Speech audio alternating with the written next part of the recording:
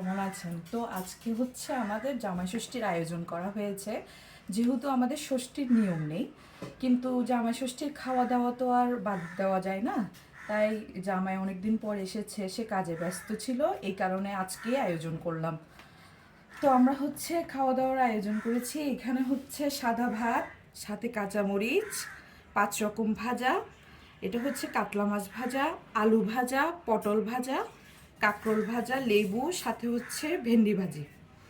তো এখানে সাথে সাথে আছে, এখানে হচ্ছে ঘন করে মুসুরির ডাল, তারপর হচ্ছে আলু পটল দিয়ে কাতলা মাছের মাথা, চিংড়ি মাছের মালাইকারি, এটা হচ্ছে রুই মাছের মাথা, যেহেতু জামাইকে একটা মাছের মাথা দিতে হয় এই জন্য দিলাম।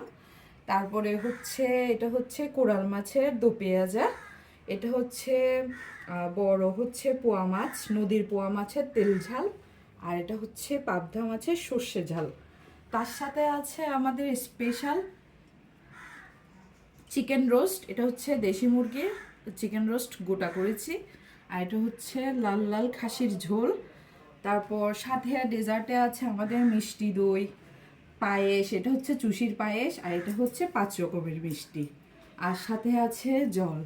তো এটা হচ্ছে আমাদের আজকে জামাই ষষ্ঠীর আয়োজন। যেহেতু আমাদের ষষ্ঠী পূজার নিয়ম নেই, কিন্তু খাওয়া দাওয়ার নিয়ম আছে, তাই আমরা সবাই মিলে আয়োজন করেছি।